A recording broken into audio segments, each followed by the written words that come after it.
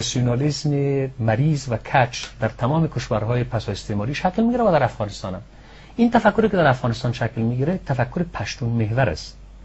ببینیم ما از تاریخ پشتونها و افغانها صحبت نداره، ما از یک هویت سیاسی به نام افغانستان صحبت میکنیم.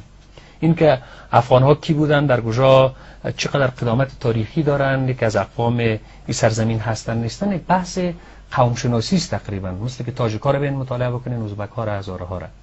اگر شما از یک هویت سیاسی به نام افغانستان میخواین صحبت بکنین، این هویت سیاسی توسط استعمار شکل میگیره.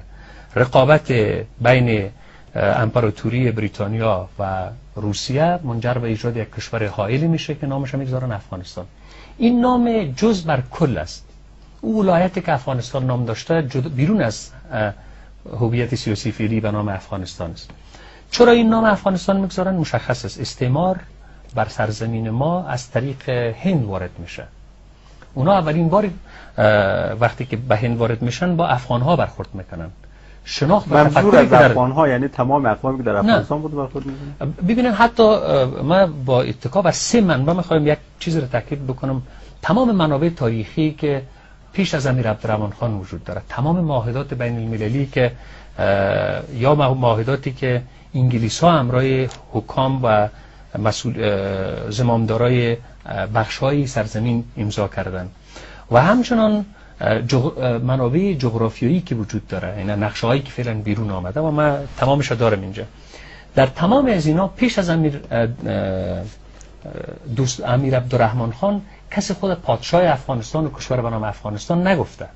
ببینین معاهده‌ای که الفنستون با شجاع الملک امضا میکنن، نام کتاب رسمیش است An Account of the Kingdom of Kabul، برای گزارش سلطنت کابل ترجمه شده. به عنوان پادشاه کابل همراهش معاهده امضا میکنن. معاهده در 1809 است. الفنستون وقتی که با اون گروه چند صد نفری خود به عنوان اولین سفارت میای وارد حوزه پادشاهی کابل میشه و با شاه شجاع میبینه، وظیفه میگیرن که منطقه رو مطالعه بکنن. استعمار تصمیم داره که منطقه رو باید مطالعه بکنه، به خاطری که تهدیداتی وجود داره که شاید فرانسوی و روس‌ها بالای هند حمله بکنن از طریق افغانستان. الفنستون وظیفه میگیره که افغان‌ها رو مطالعه بکنه. افغان‌ها یعنی پشتون‌ها رو مطالعه بکنه. اون میگه که این پشتون‌ها در امی اطراف کوه سلیمان زندگی میکنن ولی فعلا نفوذشون گسترش پیدا کرده، وارد قندهار، هرات و سرزمین خراسان شدن. اینها نام اصلی خود را گاه پشتون، گاه پختون و پتان میگن. افغان هم که برای اینا اطلاق میشه کلمه مطلوب نیست، میگیره بشر فارس ها برشون به کار بردن. ولی ما میگه متوجه شدیم که اینها برای سرزمینی خود نام مشخص ندارن، خود را جزء از خراسان حساب میکنن. ولی ما با این موافق نیستم. میگه من نام یک نقطه فرضی که ایشان گفتن از جنوب کابل و هرات و نمیفهمم تا دریای سون، میگه این منطقه اینا زندگی میکنن، من نامش میگذارم افغانستان و این منطقه رو مطالعه میکنم. این نامگذاری میشه وارد منظومه معلوماتی کمپانی هند شرقی و از همون جسته که نام افغانستان میایه وقتی که این هویت شکل میگیره انتقال میکنه بر افغانستان فعلی. مشکل لگوجاست. افغانستان از نگاه سیاسی به عنوان یک کشور دارای تکثر و تنوع قومی است. اینجا هزارها، ازبک‌ها، تاجیک‌ها و تقریبا در حدود بیش از 40 قوم با گویش‌ها و زبان‌های مختلف زندگی میکنن. این نام میاد بالا اینا تحمیل میشه، یک نام انتخابی نیست. اشکالی که ایجاد شده همین است. نامگذاری یک جزء مثل شما در ترکیه داریم. در زمان تاجگذاری احمد شاه عبدالی در واقع لوی جرگه برگزار میشه، اونجا تصویب میشن که ایشون پادشاه افغانستان باشن. البته من به عنوان کسی که در این حوزه تحقیق کردم بسیار با صراحت میگم که بحث لوی جرگه در افغانستان بعد از آمدن امیر امان الله خان مطرح میشه. پیش از او تمامش جعل تاریخی است. هیچ لوی جرگه دایر نشده. یعنی در زمان احمد شاه بابا لوی جرگه دایر نشده. اون بحث لوی جرگه زمان چطور شاه شدن؟ ببینین امیر توضیح بدم.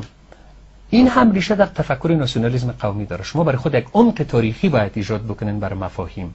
افغانستان کشور جرگه هاست. جرگه یک مکانیزم حل اختلافات درون قومی است که در بین اقوام دیگه و در بین برادرای پشتون رایج بوده.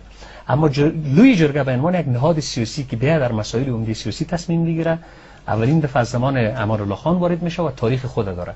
پیش از او دو تا لوی جرگه که میگن در زمان میرویس نیکه برگزار شده، در زمان احمد شاه برگزار شده، در زمان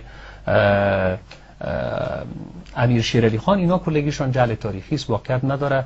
اسناد تاریخی که خود در این دوره ها نوشته شده بحث از این مسائل نداره. شما تاریخ خود احمد شاهی رو دارین، اونا میان وارد قندهار میشن، بعد از اینکه نادر افشار به قتل میرسه نیروی نظامی در اختیار دارن، اون اموالی رو که به طرف نادر افشار میره از راه میگیرن و طبعا قدرت نظامی رو به دست میگیرن.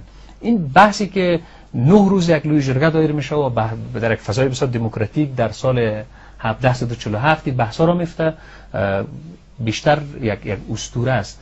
ما فعلا در شما ببینین این تاریخ نویسی که ما داریم، تاریخ نویسی رسمی افغانستان و تمام منظومه معلوماتی رو که انجمن تاریخ پشتو تولونه بعدم در قالب اکادمی علوم فعلی افغانستان ایجاد کردن، آدم باید به دیده شک و تردید ببینه.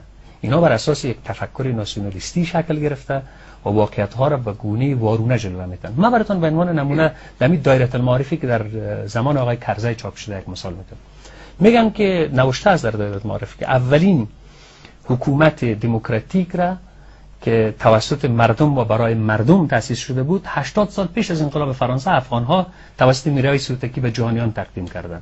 من جلد و صفحه چیزش هم دارم در خدمتتون. یعنی از اینکه یک دروغ و یک جعل شما از کجا میتونن پیدا بکنین؟ بحث ملت و دولت ملی با انقلاب فرانسه وارد تمام ادبیات دنیا در اروپا میشه. ما این بحث را 80 سال پیش از انقلاب فرانسه میگیم به دنیا تقدیم کردیم.